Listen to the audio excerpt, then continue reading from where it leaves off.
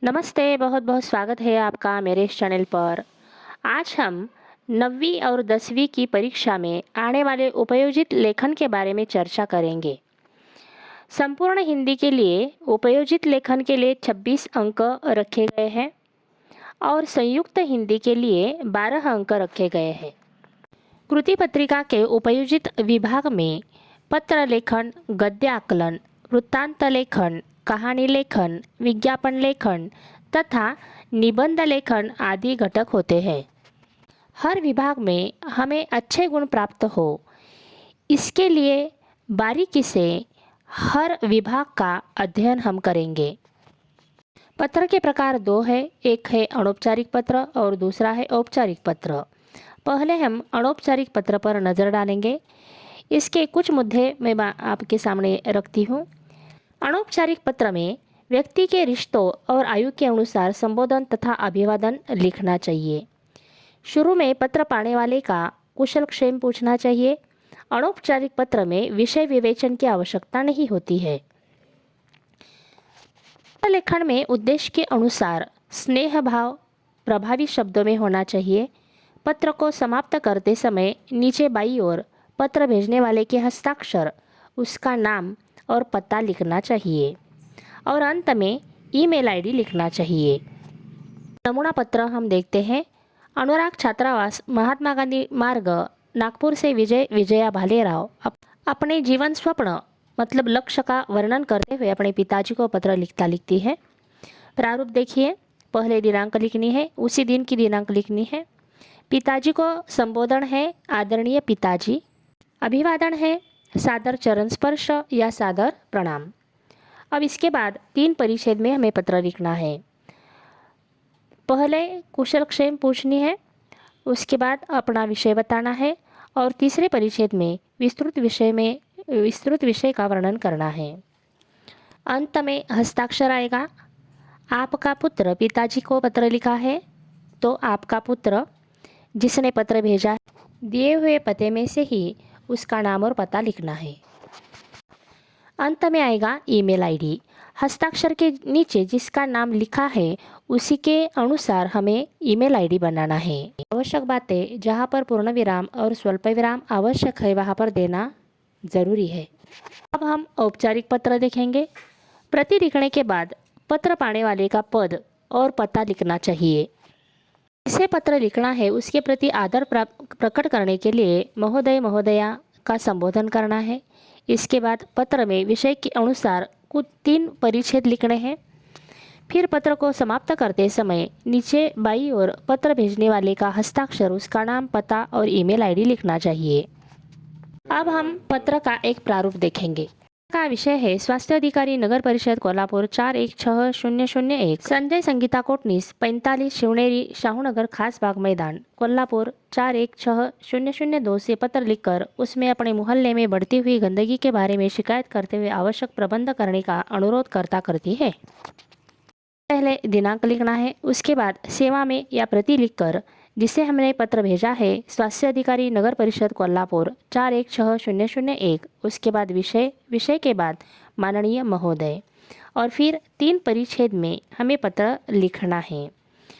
अंत में भवदीय भवदीया या धन्यवाद और उसके बाद हमने पत्र भेजा है उसका नाम और पता हमें लिखकर अंत में ईमेल आईडी, जिसने पत्र लिखा है मतलब भवदीय के नीचे जिसका नाम लिखा है उसी का ईमेल आईडी बनाना है।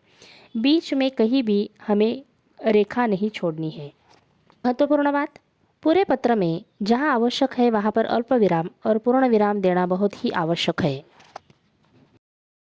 अगला विभाग है गद्याकलन। गद्याकलन में हमें ऐसे 4 प्रश्न बनाने हैं जिनका उत्तर एक वाक्य में हो। लिए महत्वपूर्ण बातें, प्रश्न तैयार करने से पहले गद्य खंड को अच्छी तरह से पढ़ना चाहिए। प्रश्न बनाते समय प्रश्न की भाषा सरल और स्पष्ट होनी चाहिए। प्रश्न के अंत में प्रश्न चिन्ह देना आवश्यक है।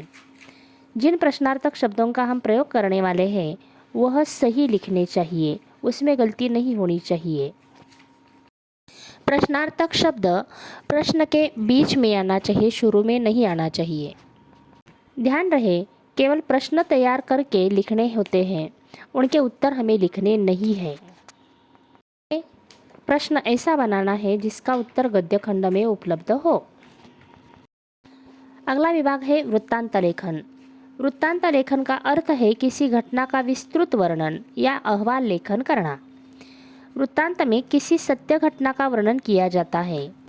वर्णन क्रमबद्ध होता है, जिस क्रम से घटना शुरू हुई है उसी क्रम से उसका वर्णन होना चाहिए। घटना के प्रसंगों में उलटफेर नहीं किया जाता है। अतिरिक्त वर्णन इतना सजीव होता है कि पाठक के सामने पूरा चित्र दिखने लगता है।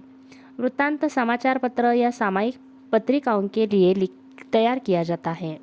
विशेष घटना या प्रसंग, शैक्षणिक या सांस्कृतिक कार्यक्रम, सम्मेलन, समारोह, नेताओं की सभा, दुर्घटना आदि के वृत्तांत समाचार पत्रों में हम तो देखते ही हैं।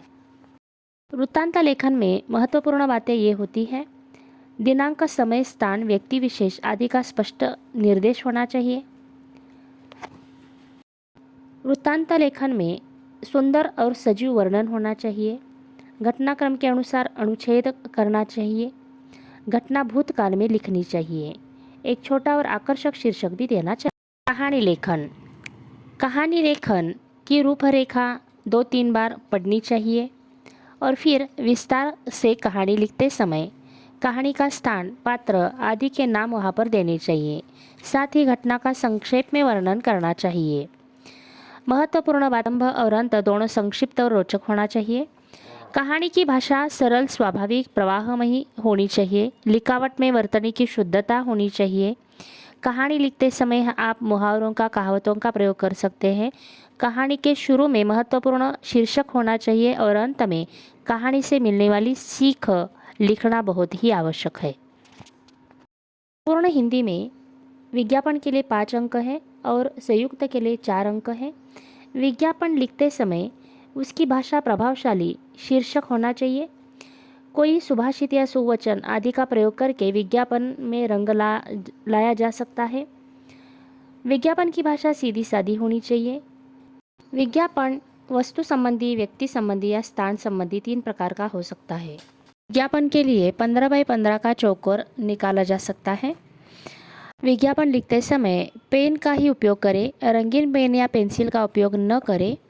चित्र की आवश्यकता नहीं है, कम से कम शब्दों में हमें विज्ञापन लिखना है।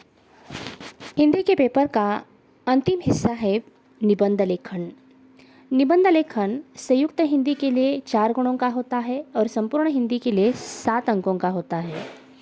निबंध लेखन में महत्वपूर्ण बातें यह है: निबंध का प्रारंभ आकर्षक और स्वाभाविक होना चाहिए। निबंध में उदाहरण, चुटकुले, मुहावरे, कहावतें आदि का प्रयोग हम कर सकते हैं तथा निबंध को आकर्षक बनाने के लिए काव्य पंक्तियों का प्रयोग हमें करना चाहिए। निबंध का प्रारंभ काव्य पंक्ति से ही करना चाहिए। निबंध की भाषा जो है वह सरल और स्पष्ट होनी चाहिए। साथ ही अलंकारिक भाषा का भी प्रयोग करना चाहिए। वाक्य छोटे, स्पष्ट, अर्थपूर्ण होने चाहिए। विराम चिन्हों का यथास्थान प्रयोग करना चाहिए। व्याकरणिक शुद्धता का ख्याल रखना चाहिए। लेखन शैली अनुरूप सरल और प्रवाहमयी होनी चाहिए विषय के अनुसार। साथ ही में शुद्ध लेखन का ध्यान हमें रखना चाहिए। विषय का विवेचन करते समय परिच्छेद का भी ख्याल रखना है। यथास्थान हमें परिच्छेद करने चाहिए। निबंध लिखते समय महत्वपूर्ण बात, आत्मकथा लिखते समय हमारी गलती हो जाती है। आत्मकथन में व्यक्ति, वस्तु, सजीव या निर्जीव जो भी है वह स्वयं बोलते हैं।